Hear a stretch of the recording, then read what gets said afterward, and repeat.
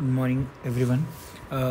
जो आहे आपला second chapter it is about agreement and contract. हा खूप इम्पॉर्टंट आहे. प्लीज सगळ्यांनी हा व्हिडिओ कंपल्सरी बघाच आणि ज्या गोष्टी मी सांगतो आहे त्या गोष्टी लक्षात पण ठेवा. ठीक आहे, सुरुवात करूयात आपण या चॅप्टरला. Agreement and contract. Okay, agreement and contract आपण ॲक्च्युली बेसिक डेफिनेशन थोडीशी उलट चालू करूयात. ओके, सगळ्यात पहिले मी तुम्हाला समजून सांगतो कॉन्ट्रॅक्ट म्हणजे काय आणि हे सगळं कुठे लिहिलं. इथे सेक्शन्स खूप महत्त्वाचे आहेत, हे गोष्टी लक्षात ठेवा बरं. So contract is written in the chapter 2, that is section 2 of Indian Contract Act in the clause H. याच्यामध्ये कॉन्ट्रॅक्टची डेफिनेशन दिली आहे. काय ती डेफिनेशन लक्ष द्या. An agreement which is enforceable by law. हे लक्षात ठेवायचं, हे लिहायचं आहे आपल्याला. असं लिहिलं तर खूप चांगले मार्क्स मिळतील आपल्याला. Okay, an agreement which is enforceable by law म्हणजे कॉन्ट्रॅक्टमध्ये दोन गोष्टी महत्त्वाच्या आहेत. ठीक आहे, एक म्हणजे ॲग्रीमेंट आणि दुसरी एन्फोर्सिबिलिटी बाय लॉ. आता एन्फोर्सिबिलिटी एक वेगळा कन्सेप्ट आहे, त्याला आपण थोड्या वेळानंतर पाहूयात. पण सध्या लक्षात ठेवा ॲग्रीमेंटमध्ये दोन गोष्टी आल्या, कॉन्ट्रॅक्टमध्ये दोन गोष्टी आल्या. कॉन्ट्रॅक्टचं सेक्शन आहे section 2H. Okay, section 2H subsection H बरोबर.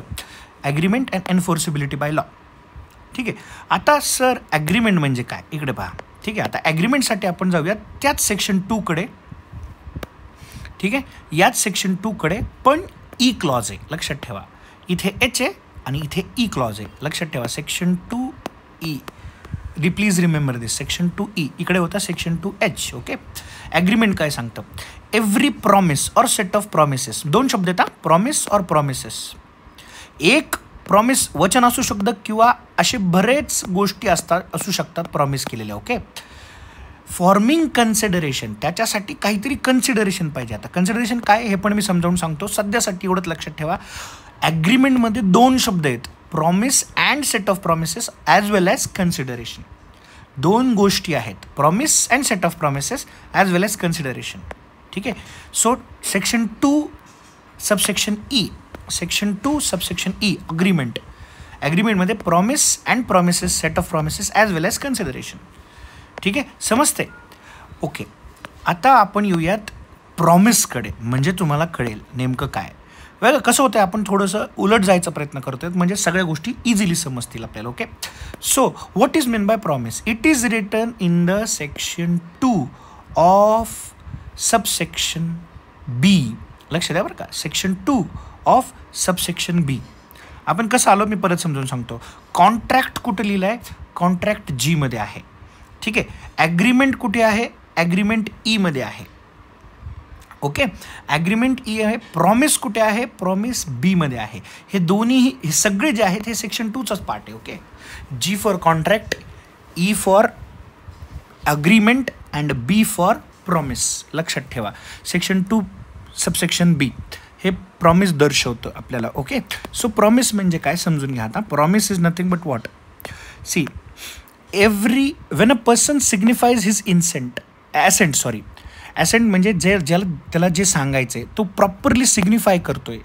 ठीक आहे, to a person who made an offer. आता उदाहरणार्थ एने ऑफर दिली कोणाला, बीला.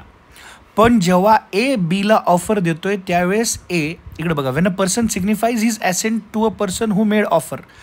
ज्यावेळेस बी काय करतोय, बी त्याला काय करतोय, ॲसेंट देतोय. ॲसेंट म्हणजे त्याला हो म्हणतोय, त्यावेळेसच त्याला काय म्हणलं जातं, प्रॉमिस. का, कारण अशा वेळेस बीने एची ऑफर जी आहे एक्सेप्ट केली आहे. कोणाची ऑफर एक्सेप्ट केली आहे मी परत एकदा सांगतो. एने ऑफर दिली आहे बीला. ओके, एने ऑफर दिली आहे बीला, बीने ती ऑफर काय केली आहे, एक्सेप्ट केली आहे. त्यामुळे बीने केलेलं आहे कोणासोबत, प्रॉमिस, ए सोबत promise. So B has promised A. So in promise there are 2 things. प्रॉमिसमध्ये दोन गोष्टी आहेत परत इथं. Offer which is done by the first party and acceptance which is given by the one who is promising. आता promiser कोण आहे, जे प्रपोजल बनवतो, आणि प्रॉमिसी कोण आहे, जो प्रपोजल ॲक्सेप्ट करतो. हे लक्षात ठेवा. हे आहे प्रॉमिसर आणि प्रॉमिसीची डेफिनेशन जी आहे सेक्शन 2C मध्ये. So BC promise, promiser, promisee ह्या 3 गोष्टी लक्षात ठेवायच्या. H कॉन्ट्रॅक्ट, G अग्रीमेंट, बरोबर आहे. H कॉन्ट्रॅक्ट, ई अग्रीमेंट, या गोष्टी लक्षात ठेवा. सेक्शन C मध्ये गडबड होऊ शकते, माझी बऱ्याच वेळा गडबड होते. ठीक आहे, इफ आय एम रॉंग तुम्ही ते करेक्ट करून घ्या. मी इथं स्पेसिफिकली सगळं मेन्शन केलेलं आहे. Okay, is it clear? आता येऊयात मेन प्रपोजलकडे. म्हणजे जो पहिला माणूस होता ज्याने प्रपोजल टाकलं होतं ना, तो त्याची डेफिनेशन काय? So proposal is nothing but what? Please pay attention here carefully. Okay, proposal that a person is making a proposal when he signifying his willingness. म्हणजे जो एखादा ए माणूस आहे, ए माणूस बी माणसाला प्रपोजल करतोय, त्यावेळेस ए माणसाचं इंटेन्शन असलं पाहिजे. ए माणसाने त्याचं जे विलिंगनेस आहे, त्याची जी इच्छा आहे ती सिग्निफाय केली पाहिजे. त्याच्यावरती भर देऊन त्याला सांगितलं पाहिजे, नाही खरंच माझी इच्छा आहे, बरोबर आहे ना. Or to do or abstain from doing anything. ठीक आहे. किंवा जर समजा त्याच्या मनामध्ये बीने ॲक्सेप्ट करण्या अगोदरच त्याच्या मनामध्ये आलं की नाही बाबा मला नाही करायचं, ठीक आहे, with a view to obtaining an assent positive. आता हे मी तुम्हाला नंतर समजून सांगतो या पूर्ण ह्याचं काय आहे. टू डू ऑर ऑब्स्टेन, फक्त सध्या वेळी गोष्ट लक्षात ठेवा. प्रपोजल काय असतं? तर proposal it is the willingness or intent to abstain assent. आता विलिंगनेस म्हणजे इच्छा आणि इंटेन्शन टू ॲब्टेन ॲसेंट. ठीक आहे, या दोन गोष्टी लक्षात ठेवा. So it is a offer or proposal. आणि हे आहे एमध्ये. कशामध्ये आहे? एमध्ये. सो सुरुवात आपली झाली होती एपासनं. मी परत सांगतो एपासनं. ए म्हणजे पहिलं जो एक माणूस आहे, आता मी तुम्हाला सरळ सांगायचा प्रयत्न करतो. ए माणूस आहे आणि बी माणूस आहे. ओके, एने काय केलं? प्रपोजल टाकला. कशाला? गाडी विकण्यासाठी. So this is given in the subsection A. बीनी काय केलं? बीनी हो म्हणाला, म्हणजे बीनी प्रॉमिस केलं. This is given in the subsection B. बरोबर आहे. सीमध्ये कोण आहे? प्रॉमिसर आणि प्रॉमिसी. सीमध्ये दोन्हीचे डेफिनेशन आहेत. ओके, डीमध्ये आहे कन्सिडरेशन. आता ज्यावेळेस बी हो म्हणाला तर बीला काहीतरी इन रिटर्न द्यावं लागेल की नाही, त्याला म्हणतो आपण कन्सिडरेशन. कन्सिडरेशन म्हणजे एखादी गोष्ट रिटर्नमध्ये काहीतरी मिळत असेल आपल्याला. ठीक आहे, उगाचच फुकट द्यायचं आहे का आपल्याला? नाही, रिटर्नमध्ये काहीतरी मिळत असेल तरच तो कॉन्ट्रॅक्ट आहे. फुकट एखादी गोष्ट असं असेल तर त्याला कॉन्ट्रॅक्ट मानलं जाणार नाही. ती एक वेगळी विलिंगनेस आहे. म्हणजे कॉन्ट्रॅक्ट आहे बट तो एन्फोर्सेबल बाय लॉ नसणार आहे, हे लक्षात ठेवा.